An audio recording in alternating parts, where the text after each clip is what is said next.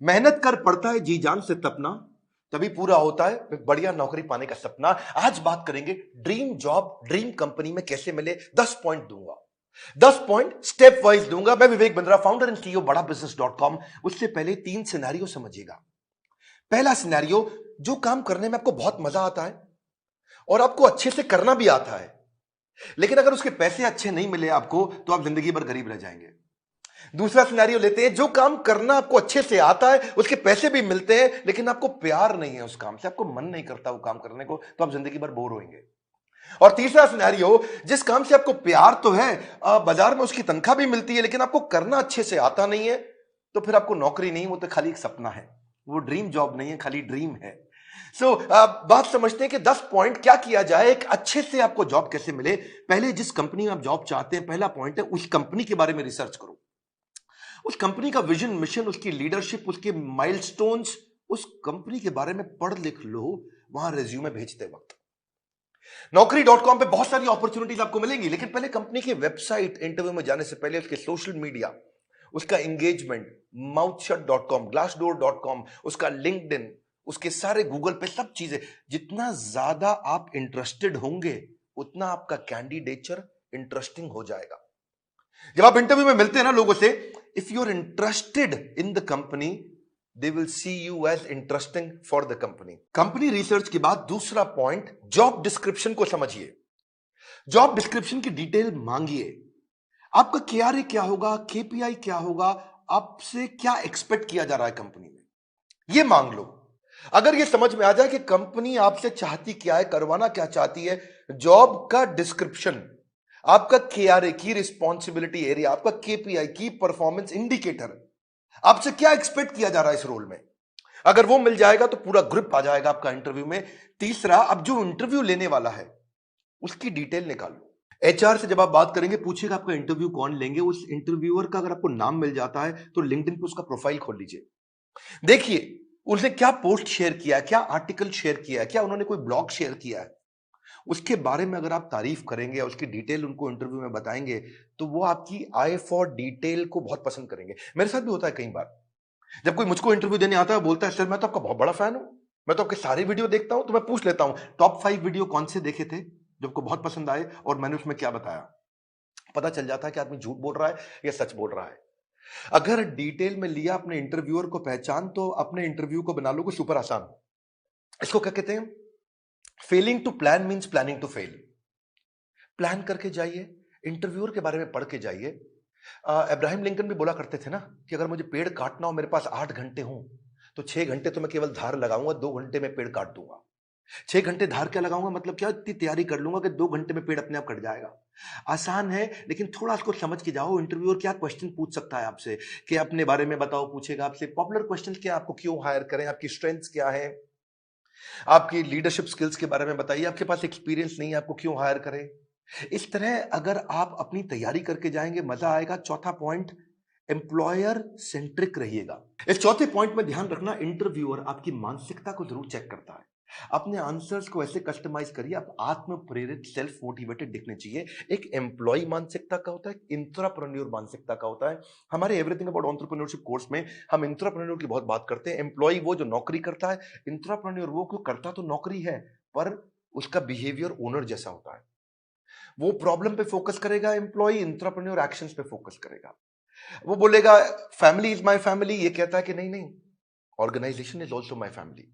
वो उसको परिवार की तरह देखता है। वो हार्डवर्क करता है, ये स्मार्ट वर्क करता है। वो कंज्यूमर होता है, ये कंट्रीब्यूटर होता है। एंटरप्रेन्योर आते ही सोचता है मैं ऐसा क्या कर लूं कंपनी में। वो पुश स्टार्ट है, उसको धक्का मारोगे तो काम चालू करेगा। ये सेल्फ स्टार्ट है, अपने आप काम करता है। वो टाइम वेस्ट करता है, ये टास्क वेस्ट करता है। एम्प्लॉय क्या करता है, सुबह 9 से 5, 9 बजे आएगा, 5 बजे निकल जाएगा। ये क्या कहता है, जब तक काम खत्म नहीं होगा तब तक बैठूंगा। काम जल्दी खत्म करने की कोशिश करता है। ये समय के हिसाब से नहीं, काम के हिसाब से काम करता है। इसलिए employee gets paid for the time he spends, intrapreneur gets paid for the value he creates, है ना। तो ये इसको क्या चाहिए, sick leave, casual leave, earn leave, वो leave he doesn't want to leave.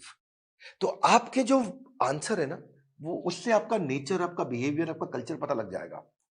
ये ब्रेकडाउन में खत्म हो जाता है, ये ब्रेकडाउन में ब्रेक थ्रू क्रिएट कर देता है। ये बिहेवियर नेचर पता चल जाता है। पांचवा पॉइंट, अपना असेसमेंट भी करके जाइए, जो कि आपके इंटरव्यू में दिखाई पड़ेगा। सनातन गोस्वामी चैतन्य महाप्रभु से बोले, के आमी, क्या बात हुआ कि मैं हूं कौन, आप पहचानिए अपने आप को। कृष्ण ने भी गीता के अंदर बहुत बात किया, ये आपको पोजिशनिंग में हेल्प मिलेगा आपको। आप एक्शन मैन है, पीपल मैन है, आइडिया मैन है, प्रोसेस मैन है, आपकी मेजर स्ट्रेंथ्स क्या है, उसको स्किल के साथ मैच कर लीजिएगा। देखिएगा कि जो जॉब डिस्क्रिप्शन है ना, जो मैंने पीछे बताया था आपको, उसमें देखिए कि कंपनी का गोल क्या है, इस जॉब से कौन सा गोल अचीव करने वाले हैं, कंपनी में क्या प्रॉब्लम्स थी जो इस जॉब से वो सॉल्व कराने वाले हैं। और जब आप जाएंगे तो अपने हार्ड स्किल और सॉफ्ट स्किल को जरूर समझ के जाइएगा। ये छठा पॉइंट है। हार्ड स्किल कौन से होते हैं? ये वो स्किल होते हैं जो बेसिकली आप क्वांटिफाई कर सकते हैं, जैसे कि फॉरेन लैंग्वेज हो गया, डिग्री हो गया, सर्टिफिकेट हो गया, मशीन ऑपरेशन हो गया, आपका किसी प्रकार का कोई भी data mining, accounting, programming, software testing, ये सब हार्ड स्किल होते हैं। जिसमें कला आती है। जैसे फाइनेंस के अंदर बजटिंग, बिजनेस प्लानिंग होता है या प्रोडक्ट डेवलपमेंट होता है। लेकिन सॉफ्ट स्किल कौन से? बातचीत कैसे करते हो, आपका टीम वर्क कैसा है, आप डिसीजन ले पाते हो नहीं, लीडरशिप है कि नहीं, मोटिवेटेड रहते हो कि नहीं, सुनते हो ध्यान से कि नहीं, पीपल स्किल है कि नहीं, इंटरपर्सनल फ्लेक्सिबिलिटी, टाइम मैनेजमेंट, ये सारे सॉफ्ट स्किल है। उस तरफ हार्ड स्किल है। तो पहले से ही चेक करके जाइए, क्योंकि आपका सी he who speaks without attentive ear is mute. क्या मतलब हुआ? जो बिना सुने बोलता रहता है, बोलता रहता है, जो बिना सुने बोलता रहता है, वो सबसे बड़ा गूंगा होता है। उसके बोलने का कोई फायदा नहीं है। इसलिए आपकी कम्युनिकेशन में सुनिए ध्यान से कि वो क्या डिमांड है आपसे। इफेक्टिव कम्युनिकेशन में 20% is only what you know, 80% is how do you feel about what you know. कैसे आप उसे कम्युनिकेट करते हैं। सीधे बैठिए, हमेशा स्माइल मेंटेन करिए। ऐसा करके आराम से रिलैक्स होकर के बैठने वाला तो जमेगा नहीं ना। कॉन्फिडेंट और इंफॉर्मेटिव लगते हैं जब आप अच्छा कम्युनिकेशन और सॉफ्ट स्किल मैनेज कर पाते हैं। सातवां है, अब मौका ढूंढिए कि आप भी कोई ऐसा क्वेश्चन करें जिस क्वेश्चन से इंटरव्यूअर को लगे यार ये आदमी बुद्धिमान है। एक बात बताऊं आपको कि knowledge is having the right answer, but intelligence is asking the right question. ज्ञानी व्यक्ति के पास उत्तर होता है, पर बुद्धिमान व्यक्ति के पास प्रश्न होता है।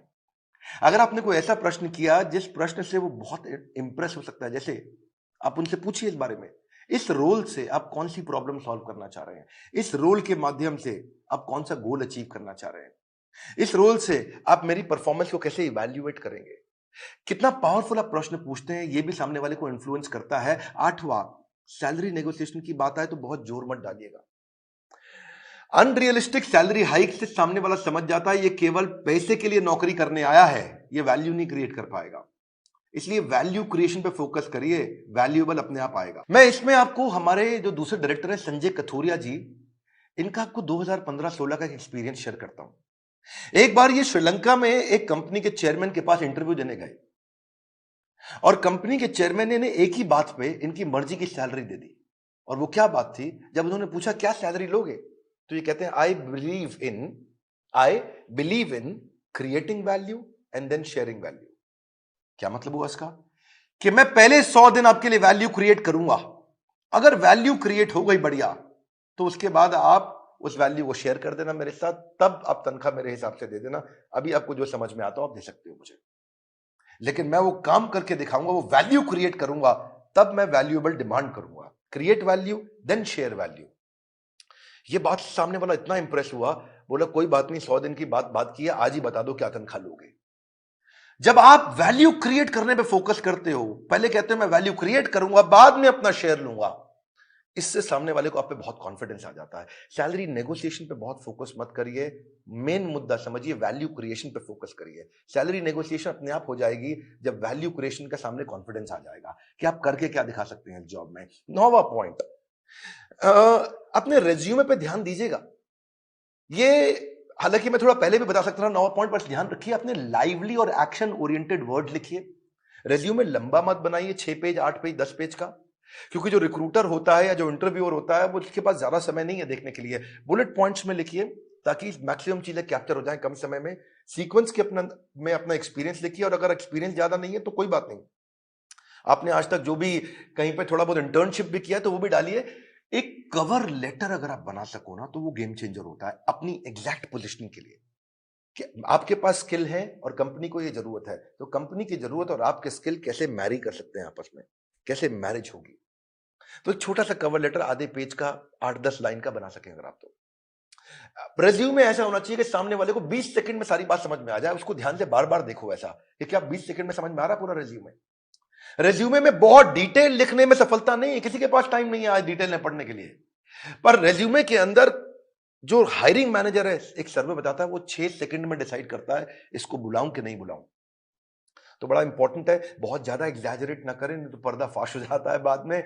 बोल्ड और क्लियर और इंपॉर्टेंट अचीवमेंट को साफ साफ तरीके से बता सकें। उसी के अंदर एक रेफरेंस लिस्ट भी डाल दें जो आपकी integrity, work, decision making, punctuality, flexibility के बारे में कोई रेफरेंस पुरानी कंपनी के या कोई बड़े लोग ऐसे हैं जो आपके बारे में कहने को तैयार हो तो नीचे लिख भी दीजिए कि ये आपको आपके बारे में ये रेफरेंस, मतलब किसी और व्यक्ति, कोई और व्यक्ति भी आपकी तारीफ करने को तैयार है तो उसका नाम, उसकी डेजिग्नेशन, उसका फोन नंबर लिख दीजिए। इससे भी कॉन्फिडेंस आता है। और फिर भी अगर इंटरव्यू में आप जा ही नहीं पा रहे, आपको इंटरव्यू मिल नहीं रहे हैं, तो हो सकता है कि आप अच्छी जॉब साइट्स पे नहीं हो। मार्केट में धक्के नहीं खाने पड़ेंगे अगर आप अच्छी जॉब साइट्स पे जाओगे। इसमें आपको फ्री ऑफ कॉस्ट बहुत सारी अपॉर्चुनिटी मिल जाती है, ऑटो नोटिफिकेशंस मिल जाते हैं, अपने आप नोटिफिकेशन आते रहते हैं, एम्प्लॉयर खुद ही आपके पास आ जाता है अगर आप अच्छी जॉब साइट्स पे जाते हो। इसमें प्रीमियम सर्विसेज भी होती हैं। बड़ी पॉपुलर जॉब साइट्स में shine.com, naukri.com, Times Ascent, Times job और मॉन्स्टर है। लेकिन अगर आप नए हैं तो freshers world, fresherslive.com, Internshala internship पे काम कराती है, या freelancer.com, indeed.com। अगर आप नए हैं तो इन पे जाइए। बेरोजगार खेल रहे हैं स्मार्टफोन पर ताश, ये वीडियो उनको शेयर करें, दिशा मिल सकती है बड़ी खास। मैं एक बात और बताऊंगा, हमारे प्रॉब्लम सॉल्विंग कोर्स के अंदर हमने पूरा का पूरा कोर्स इसके ऊपर बना रखा है और एवरीथिंग अबाउट एंटरप्रेन्योरशिप को भी अब 2 हिस्से में डिवाइड कर दिया है। अगर आप नए हैं, इंट्राप्रेन्योर बनना चाहते हैं या आगे चल के स्टार्टअप शुरू करना चाहते हैं तो एवरीथिंग अबाउट एंटरप्रेन्योरशिप का एक हिस्सा आपको काम आएगा। और दूसरा जो बिजनेस कर रहे हैं उनके लिए तो है ही है। मैं फिर से आपको रिक्वेस्ट करूंगा कि बेरोजगार खेल रहे हैं स्मार्टफोन पर लूडो और ताश, हाँ, वीडियो शेयर करो उनको, दिशा मिल सकती है बड़ी खास। ताश से बात नहीं बनेगी, इस खास दिशा से बात बनेगी। अगर आप नए आए, सब्सक्राइब जरूर करिएगा, लाइक करके उत्साह बढ़ाइए, बोर्ड लाइन नंबर पे फोन करिए, चेक करिए कि कैसे एवरीथिंग अबाउट एंटरप्रेन्योरशिप जिंदगी भर के लिए आपको एक बड़ी दिशा दे सकता है, आपको एक इंट्राप्रेन्योर बना सकता है। किसी को नौकरी मिले ना मिले, इंट्राप्रेन्योर की बहुत कमी है, उसको नौकरी जरूर मिलती है। हमारे साथ जुड़े रहने के लिए, दुनिया का नंबर 1 एंटरप्रेन्योरशिप यूट्यूब चैनल बनाने के लिए, वीडियो को लाइक करके उत्साह बढ़ाने के लिए आप सबका हृदय की गहराइयों से प्रेम पूर्वक बहुत बहुत धन्यवाद।